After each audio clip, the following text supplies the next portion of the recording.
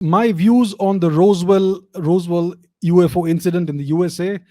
They found alien ships and their remains, but then moved them to some secret location. They must have been in contact with them. That's a very interesting question. So, how many of you actually believe that aliens have actually visited the our planet? Just say yes or no in the comments.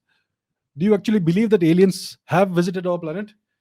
Because when I was a kid, I was fascinated with this. I wanted to read about aliens all the time, alien encounters and all that. So yeah, it's very interesting.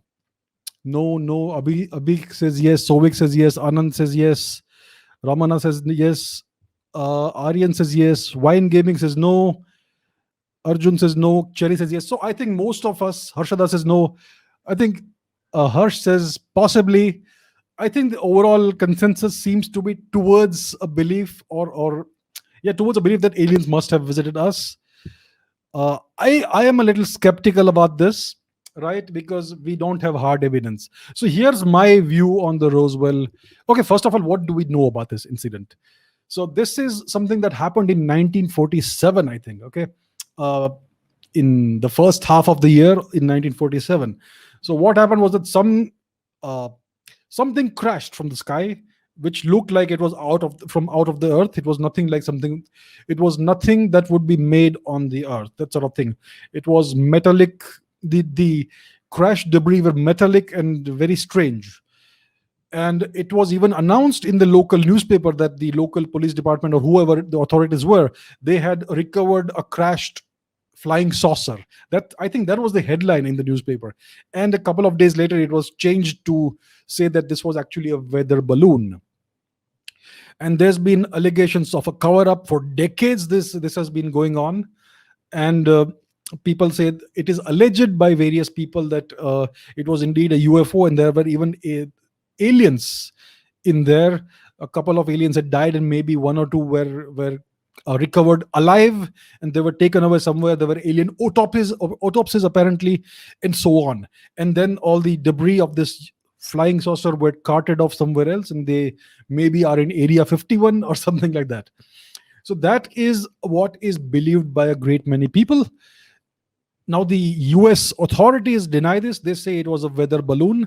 So there was something called Project Mogul that was going on at the time. So this was a project in which the Americans would uh, place high sensitive microphones and other equipment on weather balloons high up in the atmosphere, in the with the aim of listening to certain kinds of sonic signals, acoustic signals that would indicate a far away nuclear explosion.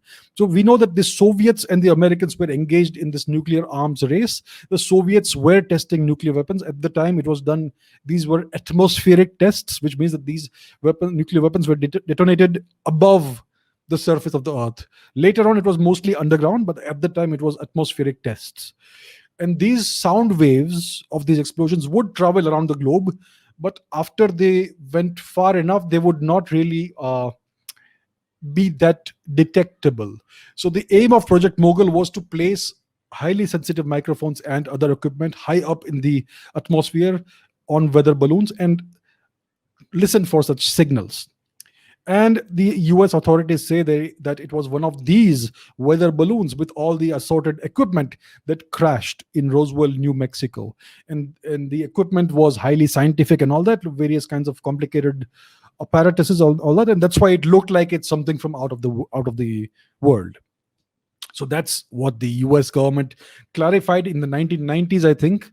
So there were some clarifications there were issued by the authorities, US authorities, in the 1990s, I think in the 1990s.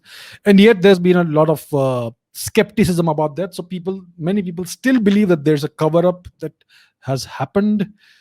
So what do I know? I mean, unless you're part of some secret society, Ashok's 9 secret men or something, unless you're part of that, you won't know about this. So I don't know. Okay, whatever information we have is in the public domain. uh, the American authorities say that it's been debunked comprehensively. Ufologists, they say that it's not been debunked, and they are trying to cover it up. So the jury is still out there. I am skeptical by nature. That's what you have to be as a scientist. You have to be skeptical. You have to always look at the more rational explanation. And I would say that the more rational explanation would be a weather balloon or something like that. And yet there is always the possibility.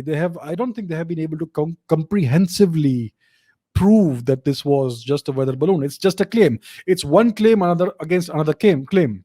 So unless we actually are given the evidence, we can't really tell. So I think the jury is still out there. 90% I would say it's not an alien thing, but maybe 10% it may have been. So that's where I am about this. I am skeptical, but I'm still open-minded. It possibly may have been an alien spacecraft, but so the evidence may have been even destroyed by now. We don't know where it is. So how do we prove that aliens have visited or are visiting? Well, we have to find good evidence today. These days, you have all this media frenzy about alien visitations, UFOs, and all that, especially in North America. I think only in North America. So I would like to see evidence from that, not from the US government, but from civilian sources. Something that some alien UFO phenomenon that is captured on camera, not black and white grainy footage, but proper footage, and not just one person, but many people simultaneously. Then I would really believe it. So that's what we still seek, and so that's where we are today, as regards with regards to UFOs.